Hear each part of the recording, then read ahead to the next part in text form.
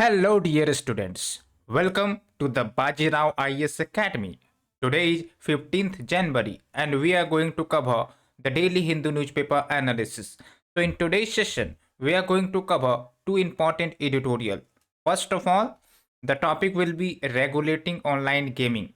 We know that digitalization has penetrated to hooks and corners of our country, and with this digitalization, there is a concern among the youth as well that youth are becoming more addicted to online gaming, and this can have repercussions on the financial burden, the mental stress, and apart from that, rising healthcare issue in India.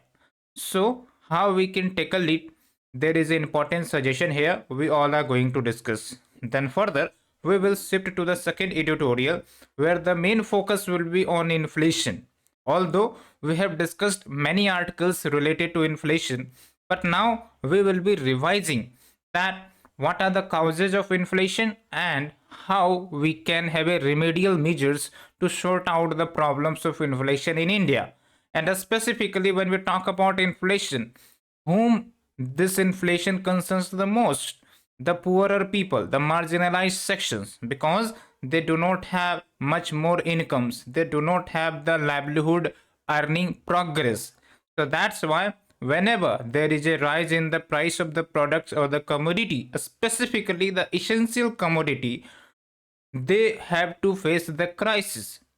So we have some sort of suggestion here we will be understanding in detail. So let's start our session. But before that, if you hadn't subscribed our channel, please do like, share, subscribe, and also try to spread among your friends circle. So let's start with our journey. The first article can be related to GS paper 3. So when we talk about the rise of digital entertainment with the penetration of internet and specifically the cheap internet, so many cities in India are having the features of digital gaming. And apart from that, there is a smartphones, there is cheap internet. So these are helping in penetration of the digital games.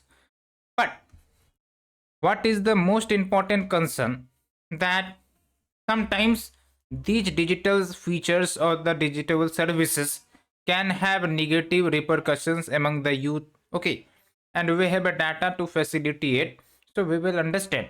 But first of all, try to understand what you mean by market failure. So market failure is a situation when the goods and services which is to be provided in the market by various stakeholder is not equitably accessible to all in the free market, and it can be due to monopoly, it can be due to externalities, information asymmetry, the geographical barrier. For example, in the cities we have many services, goods, but these are not accessible in the rural area. So these can be the crisis due to market failure. So in the physical world, the market failure can exist, but in the digital world as well, there can be the chances of market failure, specifically the digital services which are being provided. First of all, try to understand some of the important data that in India, about 69 crore internet users are there, and in 69 crore internet users are a huge number. Okay, and on average every person in India spend 4.9 hours, that means on average 5 hours daily on the mobile apps, and 82% on media and entertainment. Okay, and in this 82%, half is spent on the social media. So simply we can say that the social media like Facebook, Twitter, Instagram, so people spend more times on this, and because of that there is also rising concerns like we have already seen, we have already discussed the artificial intelligence generated deepfake video, the cyber crimes, the economic frauds, the digital frauds which are increasing day by day.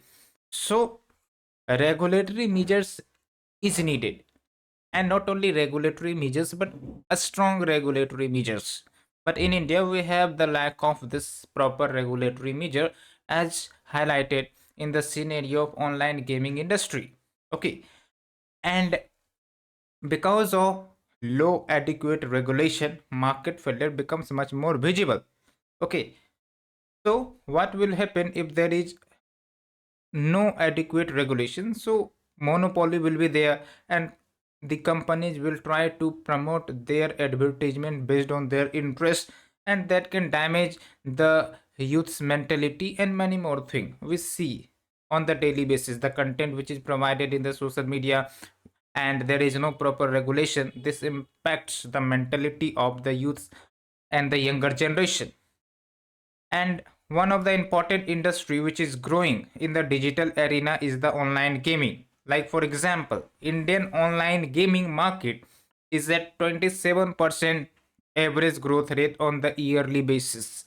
And however, it do have the economic benefits as well, like it adds $300 billion to GDP by 2026-27. That means it has huge economic potential, but with huge economic potential there can be the huge challenges as well. Okay, like addiction, mental health, financial fraud, privacy, data security breaching, money laundering, national security concerns as well. Okay, so these are the challenges that can also rise because these are internet markets, and internet do not know any boundary or the barriers. So the issue related to national security or people engaged in illicit activity can also be there. And when we talk about illegal offshore markets, so those which are promoted illegally, you can have the data like there is 20% annual growth, and because of this illegal offshore market, $45 billion tax loss for India. So these money is being lost because these are in the illegal offshore. So proper regulations will be there, so we can better manage the economic losses that India is facing. So that is one important thing you need to understand. So what are the consequences of unregulated market? So you can better understand, if any market is unregulated, there is negative repercussions. First of all, lack of differentiation, means you cannot understand what is legal versus what is illegal, because if the market is unregulated, the illegal gambling, illegal betting will also be promoted. So there is a need to have a proper rules, regulations to combat the illegal gaming, illegal betting. Otherwise the youth will be suffering the most. Apart from the economic issue, the mental issue is also involved here. And there is lack of enforcement. We have already discussed that illegal operators, they are thriving. It's all because we do not have the specialized regulation authority. And if still there is regulatory authority, but when it comes to the implementation scenario, it does not get visibility. Okay, and we have already discussed that due to this illegal offshore gambling and betting, so on average India is losing $45 billion tax loss. Okay, and there is negative externalities as well, like there can be the harms for the users. Okay, and revenue loss for the exchequer, national security threat, addiction, and youth exploitation. Suppose a person who is investing money in betting, but he or she do not know about whether it's illegal or legal, so definitely it can cause more harm than the benefit. And we have a data like in July 2023, the Parliamentary Standing Committee on Finance stated that there is four major trends in cyber crime, and in this four major trend, one trend is the use of international online betting sites. So this can also be used for money laundering as well. Okay, so these are the concerns we have already discussed.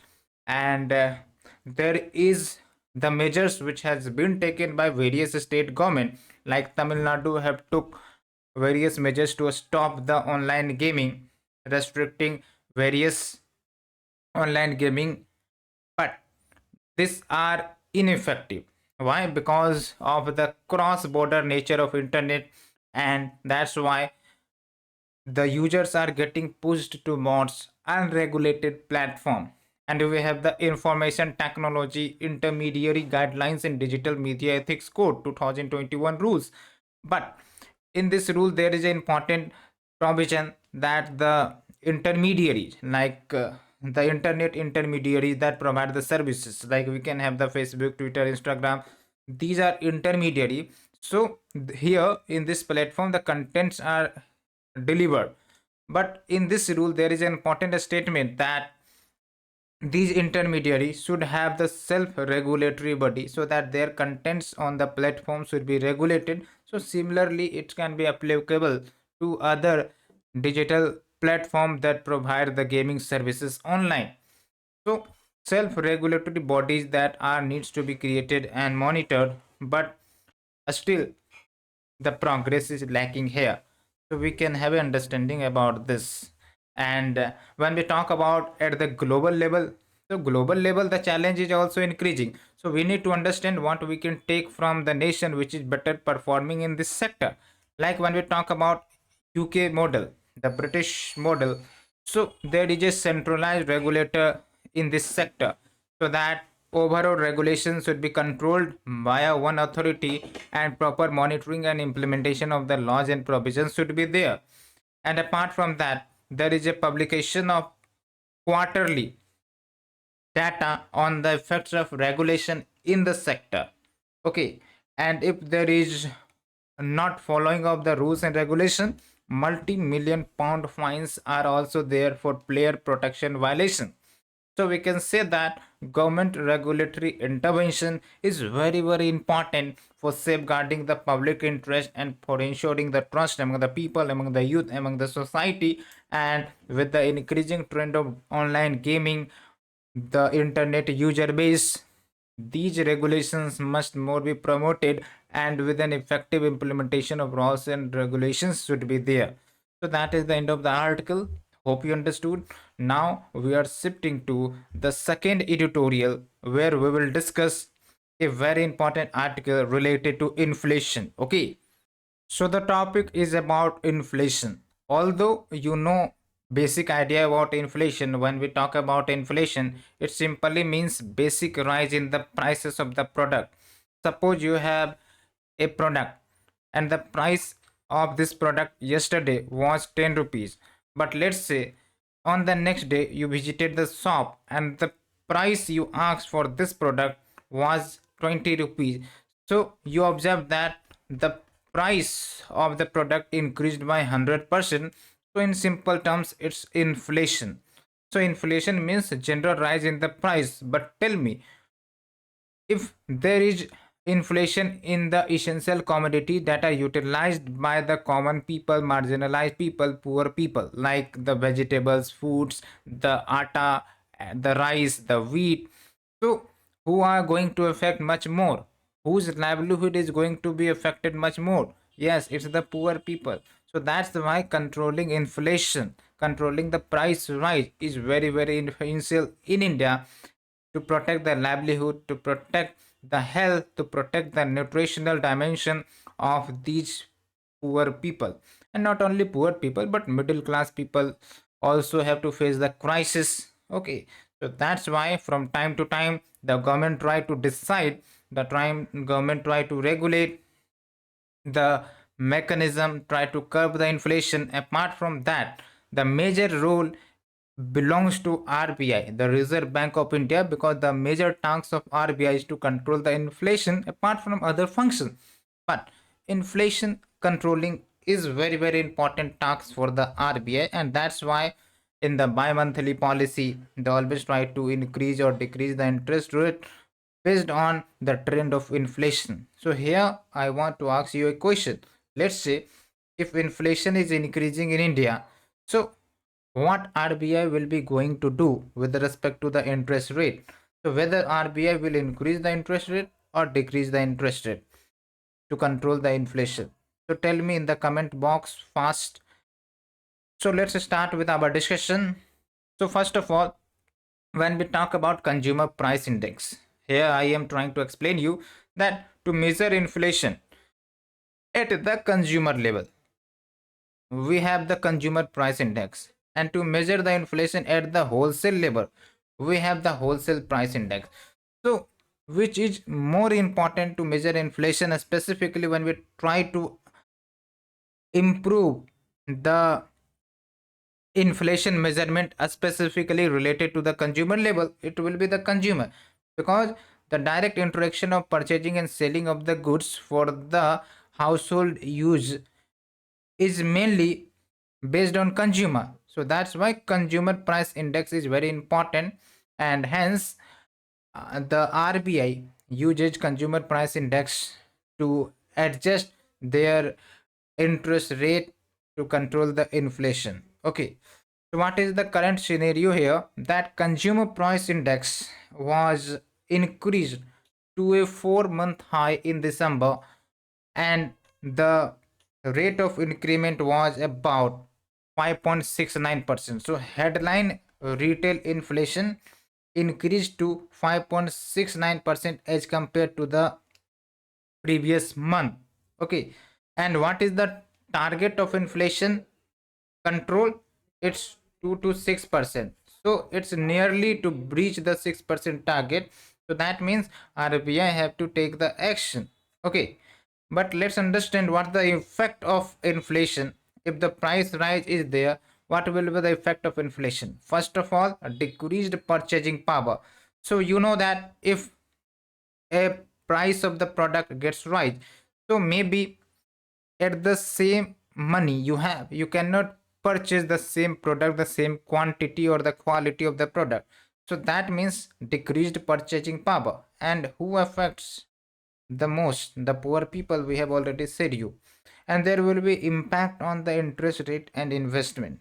So if there is a inflation, so that means RBI have to cut out the money supply from the economy, and for that they will increase the interest rate. Okay, so that is one important thing, and these type of questions UPSC do ask in the prelims paper, you can understand. Okay, so tell me the relationship between interest rate and the inflation. If inflation is rising, what will be the impact on the interest rate? So tell me. And there is a uncertainty and the planning challenges, because maybe government has predicted to invest more and more, but if there is huge inflation, so in the futuristic planning and the investment, these can be affected. And there can be the speculative behavior and the asset price. Social and political consequences will be there, like we have seen many of the examples in the Sri Lanka. The inflation crisis was there, and that led to the political violence as well. Okay, so what are the different ways to control inflation?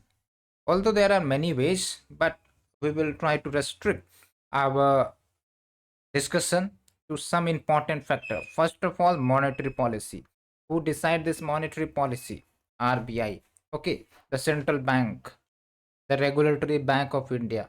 Okay, and via this monetary policy, they increase or decreases the repo rate or the interest rate, key rate, policy rate. We all call it as a repo rate. Okay, and based on that, if inflation is increasing, the interest rate will be decreased.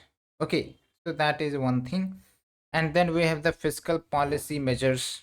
It is generally taken by the government. Suppose there is huge money supply in the economy, so government will not try to put more money in the economy, otherwise it can increase the inflation further. Then there is buffer stock operations, trade policies are there, and there is exchange rate management as well.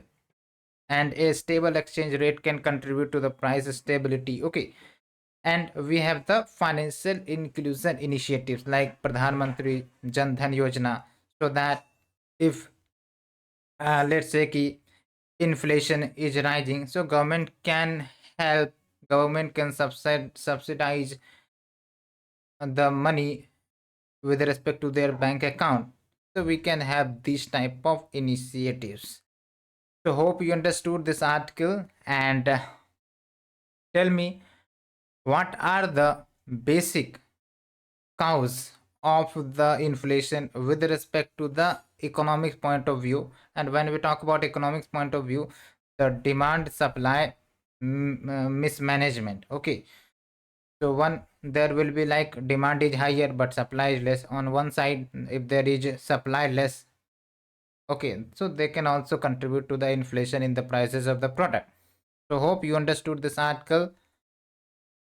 Sorry to interrupt you, but you need to understand here, by mistake I may have said wrong. But if inflation is high, so bank will charge more interest from you to compensate the inflation. Okay, so that's why if you take the loan, so you have to pay the higher interest rate.